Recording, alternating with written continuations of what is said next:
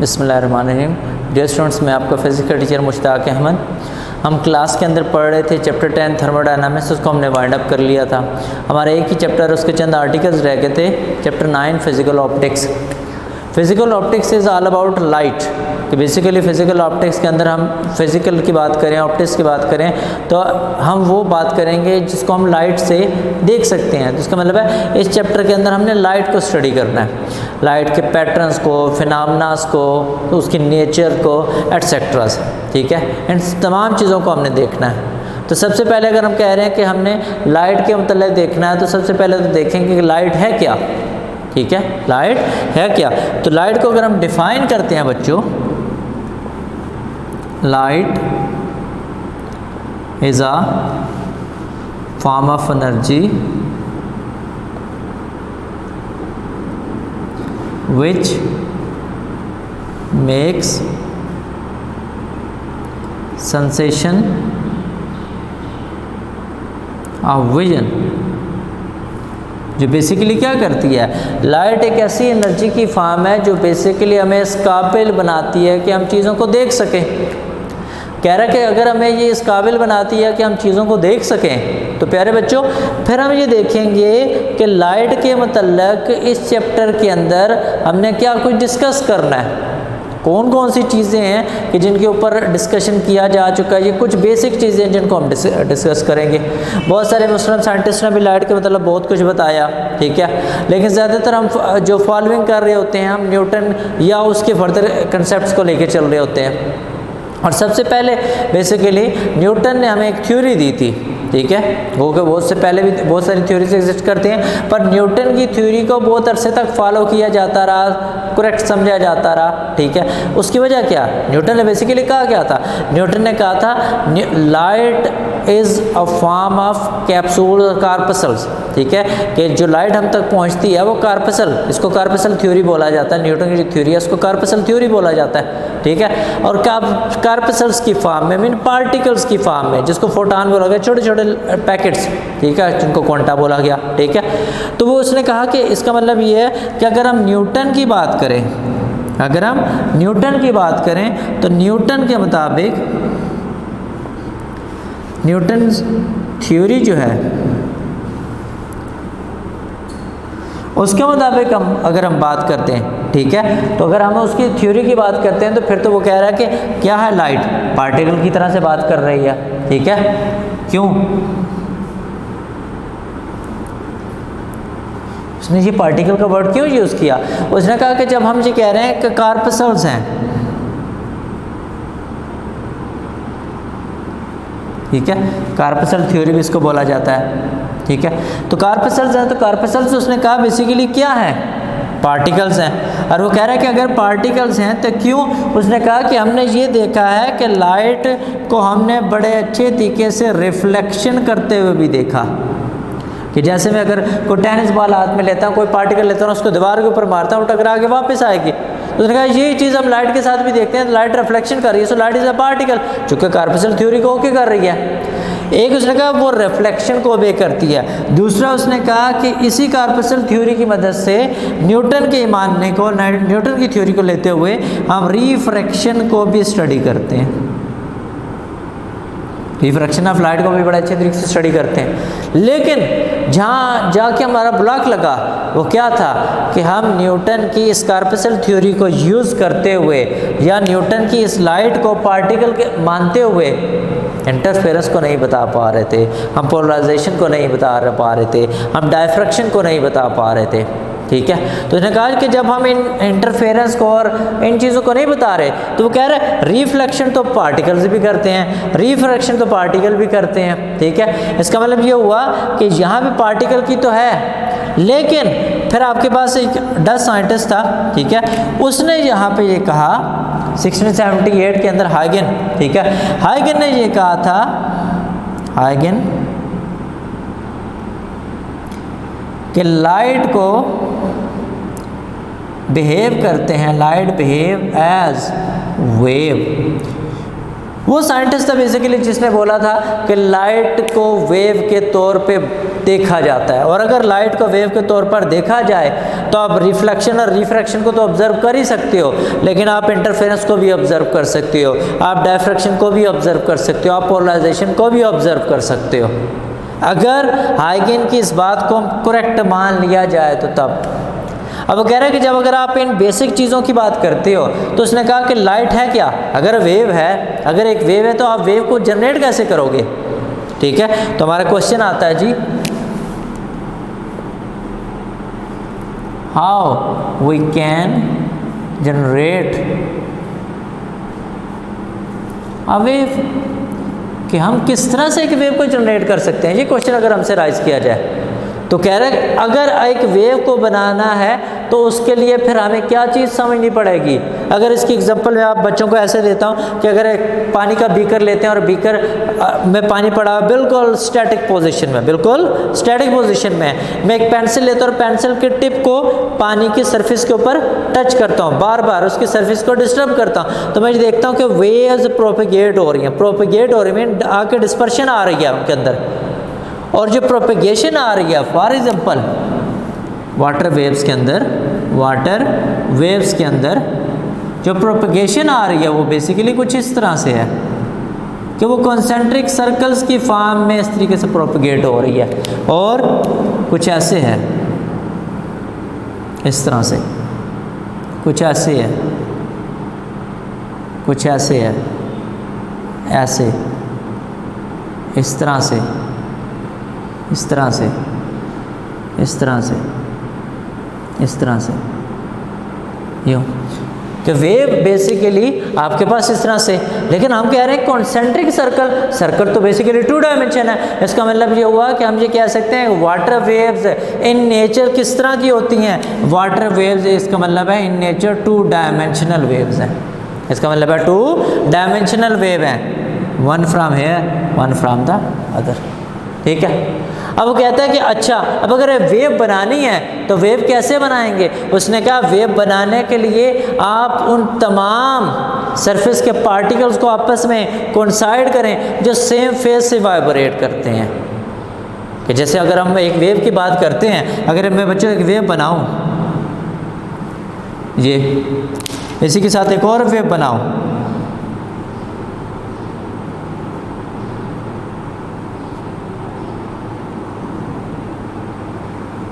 ये एक और वेव बनाओ, ये देखिए अगर मैं ये वेव्स बनाता हूँ, इसको मैं कह रहा हूँ वेव 1 है, ये 2 है, ये 3 है। ठीक है, अब वो कह रहा है कि वो तमाम पॉइंट्स सरफेस के कुछ ऐसी सरफेस बनाओ जिस सरफेस के ऊपर तमाम पॉइंट्स एक ही फेज से वाइब्रेट करते हो। जरा गौर से देखो, अगर मैं कहता हूँ इस पॉइंट को देखो, इस पॉइंट को देखो, इस पॉइंट को देखो, इसे देखो, इसे देखो, इसे देखो, ये सब के सब सेम फेज से वाइब्रेट कर रहे हैं। ऐसी सरफेस या ऐसी लाइन, ऐसी सरफेस या ऐसी लाइन, देखो यहाँ पे ये लाइन बन रही है, और अगर मैं इन्हीं को यहाँ पे बात करता हूँ, इन्हीं पॉइंट्स को मैं यहाँ पे मिलाने की बात करता हूँ बच्चों, ठीक है, तो और से देखना, ये पॉइंट, ये पॉइंट, ये पॉइंट, ये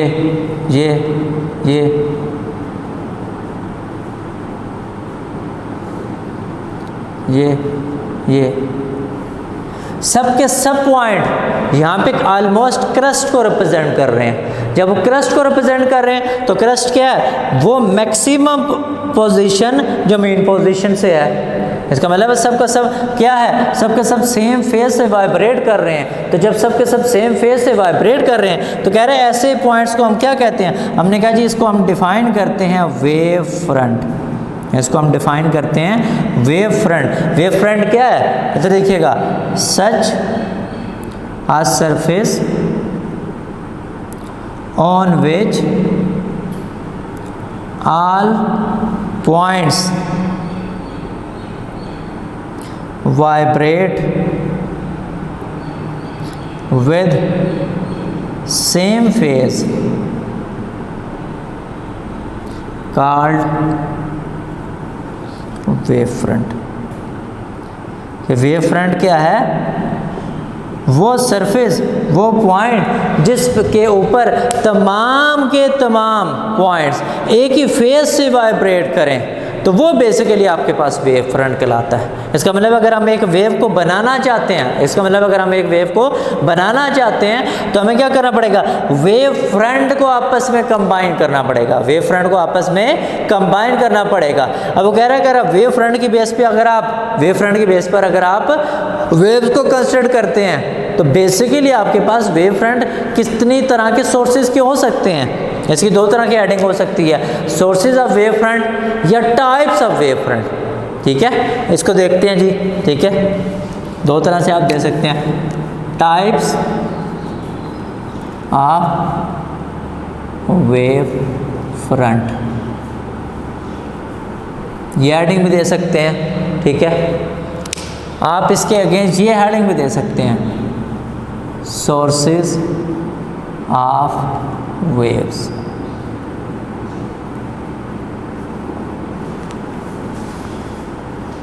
दोनों तरह से। फॉर एग्जांपल बच्चों, मैं कहता हूँ जी, फर्स्ट में कहता हूँ जी पॉइंट सोर्स,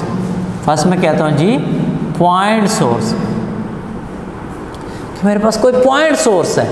ठीक है, अब अगर पॉइंट सोर्स की बात कर रहे हैं, लाइट के चैप्टर को स्टडी कर रहे हैं, तो कह रहा है अगर पॉइंट सोर्स की बात करनी है, लाइट के चैप्टर को आप लोगों ने स्टडी करना है, तो फिर इसका मतलब क्या हुआ, फिर तो इसका मतलब मेरे बच्चों ये हुआ कि हमने इस चैप्टर के अंदर क्या देखना है। अगर घरों में जो बल्ब लगे हुए हैं, इनकैंडेसेंट लैंप लगे हुए होते हैं, वो सब के सब तो ऑलमोस्ट वाइट लाइट की वजह से होते हैं, और वाइट लाइट तो आपको पता है सेम वेवलेंथ की नहीं है, उसमें 7 डिफरेंट कलर्स हैं, 7 डिफरेंट वेवलेंथ है।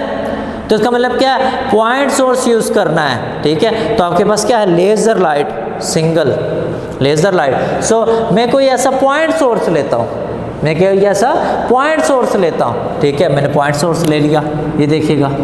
अब इस पॉइंट सोर्स से रे ऑफ लाइट डिस्पर्स होगी। अब जब रे ऑफ लाइट डिस्पर्स होगी मेरे बच्चों, तो डिस्पर्स होने के बाद स्फेरिकल शेप, कि यहाँ से इधर इधर इधर इधर इधर, ये सारे क्या बने, ये सारे के सारे बेसिकली इसकी प्रोपगेशन कर रहे हैं, ट्रांसफर, चूँकि light transfer wave electromagnetic waves हैं, तो बेसिकली ये प्रोपगेशन आ गया। ये सब के सब सेम फेज से वाइब्रेट कर रहे हैं। अब आगे फिर क्या होगा, हमने कहा कि आगे क्या होगा, इन वेव फ्रंट से फर्दर डिस्पर्शन होगा। अब जब फर्दर डिस्पर्शन होगा तो ये सिंगल पॉइंट जो है एज अ सोर्स बिहेव करेगा। अब जब बच्चा जब ये एज अ सोर्स बिहेव करेगा तो इससे डिस्पर्शन होगा, ज़रा गौर से देखिएगा, ये इससे डिस्पर्शन है, ये इससे डिस्पर्शन है, ये इससे डिस्पर्शन है, ये इससे डिस्पर्शन है, ये इससे डिस्पर्शन है। आगे फैल रही है ना, जैसे बल्ब है तो उससे रोशनी आगे को फैल रही है, तो ये आगे एक्सपेंड हो रही है। ठीक है, तो अब इनसे क्या हो रहा है आपके पास, हमने कहा जी कि सेम फेज से वेव फ्रंट क्या है, एक ऐसी सरफेस जिनके ऊपर सब के सब सेम फेज से वाइब्रेट कर रहे हैं। जरा गौर से देखिएगा, मैं सरफेस बनाने लगा हूँ, ये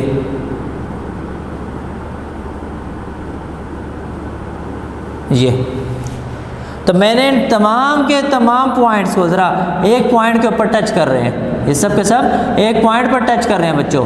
ठीक है, तो चूंकि सब के सब एक पॉइंट पर टच कर रहे हैं, तो ये सारे के सारे क्या हुए, ये वेव फ्रंट हुए, ये सारे के सारे क्या हुए, वेव फ्रंट हुए। अब इनकी वजह से फर्दर क्या हुआ है, डिस्पर्शन आ रहा है, इनकी वजह से फर्दर क्या हो रहा है, डिस्पर्शन आ रहा है। लेकिन ये किस शेप के हैं, स्फेरिकल शेप के। इसका मतलब है अगर पॉइंट सोर्स हो और पॉइंट सोर्स से प्रोपगेशन हो, तो उससे जो आपके पास वेव फ्रंट बनते हैं किस शेप के बनते हैं, स्फेरिकल शेप।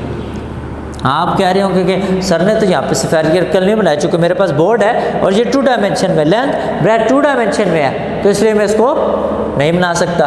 ठीक है, तो अगर आप इसको क्रॉस सेक्शनल एरिया लो तो ऑटोमेटिकली आपको ये आता है, ये आ गया पॉइंट सोर्स के बाद। दूसरा आपके पास क्या हो सकता है, लाइन सोर्स। आपके पास कोई लाइन हो, आपके पास कोई लाइन हो, ठीक है, तो उस सूरत में भी हो सकता है। लाइन सोर्स कैसे, जैसे अक्सर घरों में ट्यूब लाइट्स वगैरह लगी हुई होती हैं, तो ये एक लाइन सोर्स है।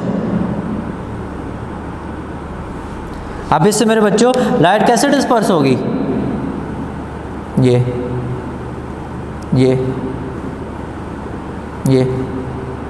इस साइड पर भी ये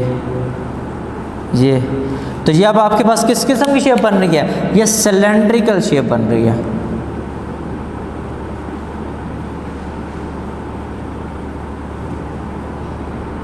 इसका मतलब ये हुआ कि अगर आपके पास लाइन सोर्स हो, अगर आपके पास लाइन सोर्स हो तो लाइन सोर्स की वजह से किस किस्म के आपको वेव फ्रंट अचीव होंगे? वो जो वेव फ्रंट आपके पास अचीव होंगे वो सिलेंड्रिकल वेव फ्रंट्स होंगे, वो सिलेंड्रिकल वेव फ्रंट्स होंगे। और जैसे जैसे वो एक्सपेंड करते जाएंगे फर्दर वेव फ्रंट्स बनते जाएंगे। इसका मतलब है अगर ये पहला वेव फ्रंट बना था तो इस वेव फ्रंट से आगे जो डिस्पर्शन वो क्या है? कहते वो वेवलेट है, वो वेवलेट है। पहला वेव फ्रंट, उससे अगला उसका वेवलेट। इसका मतलब है हर नेक्स्ट वेवलेट हर उससे पहले वाला वेव फ्रंट है। तीसरा आपके पास क्या है जो कि हम बहुत कम डिस्कस करते हैं लेकिन हमारी यूनिवर्स में सबसे ज़्यादा मौजूद है? Far away distant objects.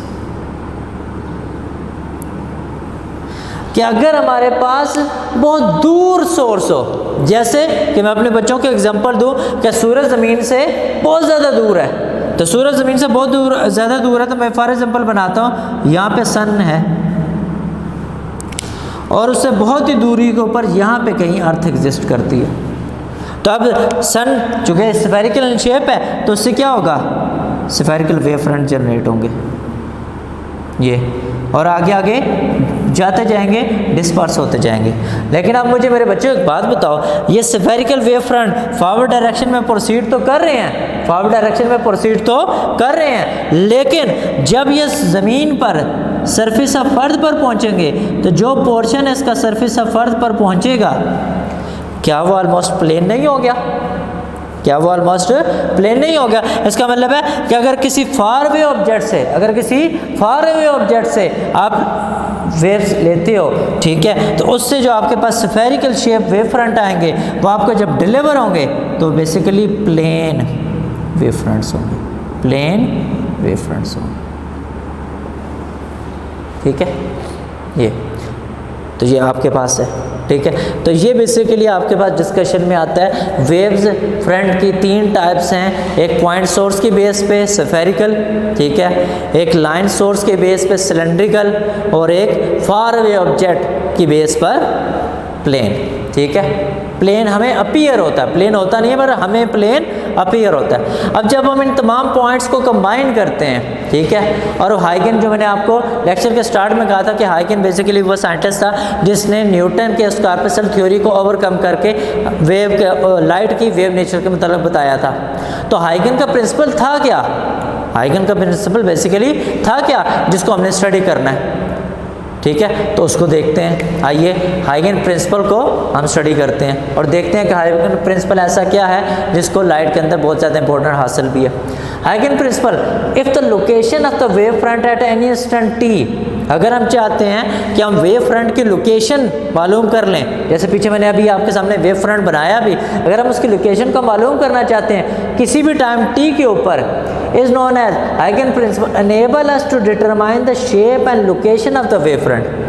वो हमें किन किन चीज़ों के काबिल बना रहा है? जरा बच्चों गौर से देखो, हमें शेप और लोकेशन 2 चीज़ें बताता है। शेप और लोकेशन हमें 2 चीज़ों के मतलब इन्फॉर्मेशन बताता है। At later time t plus del t, कि पहला टाइम टी था, उसके बाद अगला जो वेव लेट बना वो उससे कुछ टाइम डेल टी के बाद बना, तो टी प्लस डेल टी जो अगला वेव फ्रंट बन गया, उससे अगला उसके बाद उसमें मजीद डेल टी। तो आपके पास तो उसके 2 पास्टुलेट हैं, इस प्रिंसिपल के 2 पॉइंट्स हैं। कौन कौन सा? नंबर 1 जरा देखिएगा, every point of a wave front may be considered as a source, कि आपके पास किसी भी वेव का जो पहला पॉइंट है वो उसको आप एज अ सोर्स लोगे। जैसे अगर मैं आपके सामने यहाँ पे बनाऊँ, इधर देखिएगा सारे के सारे, अगर मैं एक सोर्स लेता हूँ और उस सोर्स से फर्दर इस तरह से पॉइंट्स लेता हूँ, तो बच्चों देखो ये जो आपके पास डिस्पर्शन आ रहा है, ये जो आपके पास पॉइंट्स हैं जो सेम फेज से वाइब्रेट कर रहे हैं, जो सेम फेज से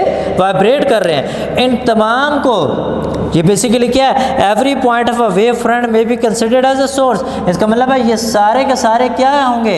ये सोर्स होंगे। किसके लिए? Of secondary wavelet, her next आने वाले सेकेंडरी मेन ये सोर्स हो गया तो सोर्स से क्या हुआ, डिस्पर्शन हुआ। ये सोर्स हो गया तो सोर्स से क्या हुआ, डिस्पर्शन हुआ। ये सोर्स हो गया तो इससे क्या हुआ, डिस्पर्शन हुआ। ये सोर्स है तो इससे क्या हुआ, डिस्पर्शन। ये सोर्स है तो फर्दर क्या हुआ, डिस्पर्शन। इसका मतलब है कि अगर ये डिस्पर्शन है तो जिस फेज से ये वाइब्रेट कर रहे हैं ये किस फेज से, ये भी उसी फेज से वाइब्रेट करेंगे। इसका मतलब है अगर मैं इन पॉइंट्स को कंबाइन करूं, अगर मैं इन पॉइंट्स को कंबाइन करूं